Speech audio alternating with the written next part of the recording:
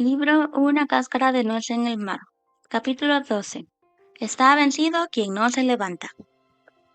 La vida debía continuar. Ya no era la niñita presa de pánico de cuando la mano que me llevó al descampado se soltó de la mía. Era ya una mujer. Ahora sabía definitivamente que debía enfrentar sola la vida, no importaba cuán dura fuese ni cuánto esfuerzo exigiera. No era el esfuerzo lo que me abrumaba, eran las rocas contra las que vez tras vez mi cáscara de nuez había chocado. Eran las heridas sin cicatrizar, las espinas sin arrancar. Había llegado el momento de recomponer mi vida a partir de mí misma. De alguna manera debía ponerle punto final a mi pasado. En Lima nunca podría dejar de ser la hija de nadie, ni quitarme de encima el baldón que significaba entonces ser madre soltera. Me lo había hecho saber la señora en cuya casa vivía cuando supo que estaba embarazada, y también la directora de asuntos estudiantiles cuando un día llevé a Magali al colegio de Ñaña donde enseñaba. No la traigas más, me dijo, porque exponer la evidencia de su situación no es un ejemplo constructivo para la comunidad educativa. Por supuesto, fue la primera y la última vez que la llevé. ¿Acaso la profesora tenía razón? Pero cuán cierto es aquello de que el corazón tiene razones que la razón no puede entender. Su pedido fue una herida más en mi lacerado corazón. Así nació en mí la convicción de que debía ir a vivir lejos, lo más lejos posible. No es fácil ponerle candado al pasado y comenzar de nuevo, pero no veía otro camino que me permitiera poner distancia física y emocional con los prejuicios, y más aún con quienes habían tejido una madeja de intrigas, mentiras y silencios. Me iré lejos, muy lejos, me repetía a todas horas. ¿Cuán lejos es lejos? Para mí, en ese momento, más allá de las fronteras de mi querida patria. Como muchos de mis compatriotas que habían decidido emigrar, comencé por la Embajada de los Estados Unidos, pero mis gestiones fracasaron. Había tal exceso de postulantes que era prácticamente imposible soñar con la visa necesaria para la radicación. Alguien me habló de España. Es cierto, allá no tendría la barrera del idioma y todo podría ser más fácil. Valía la pena intentarlo, pero esas puertas estaban cerradas. Venezuela, pensé. Yo no conocía a nadie que estuviera tramitando su radicación en Venezuela. Fui a la embajada, efectivamente habían posibilidades, así que inicié los trámites. En la fecha indicada fui en busca de la respuesta. Sus papeles están en orden, me dijo la secretaria en la oficina de inmigración.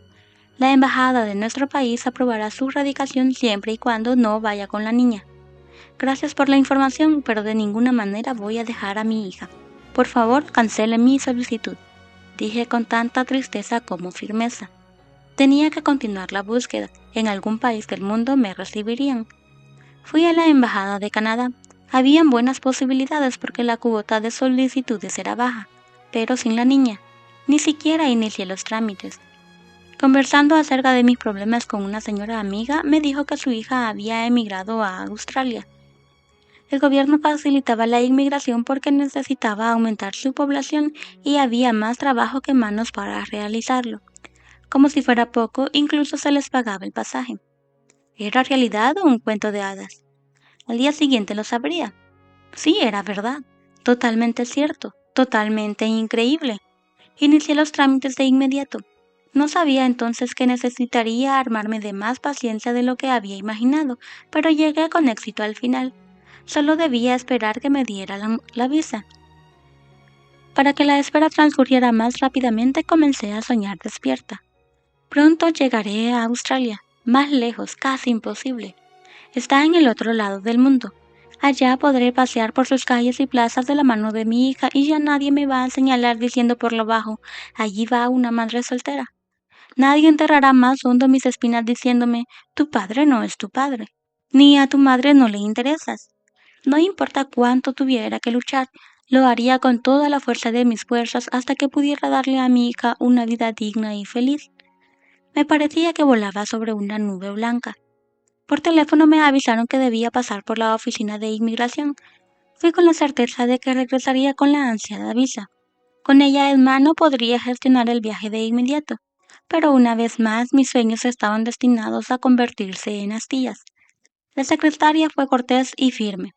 El gobierno australiano no le ha otorgado la visa, dijo sin dar explicación alguna. Fue como si me hubiesen tirado un balde de agua helada en pleno invierno. Estaba tan aturdida que no atiné a preguntar nada, solo saludé y me retiré. No quise volver a la embajada para preguntar la razón de la negativa. Había ido tantas veces. Temía importunar, pero necesitaba sí o sí saber el porqué. Busqué a la señora que tenía a su hija en Sydney. Le pedí la dirección y le escribí pidiéndole que averiguara si en los últimos tiempos el gobierno australiano había votado algún cambio en las leyes de inmigración. No, no habían cambios, pero se había aprobado una ley de protección a la madre soltera. El gobierno se comprometía a mantener económicamente tanto a la madre como a su hijo o hija hasta que cumpliera los 16 años de edad.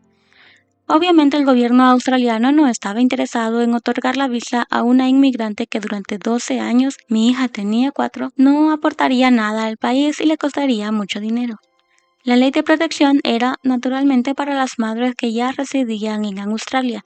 Era una ley increíblemente generosa, pero a mí me perjudicaba.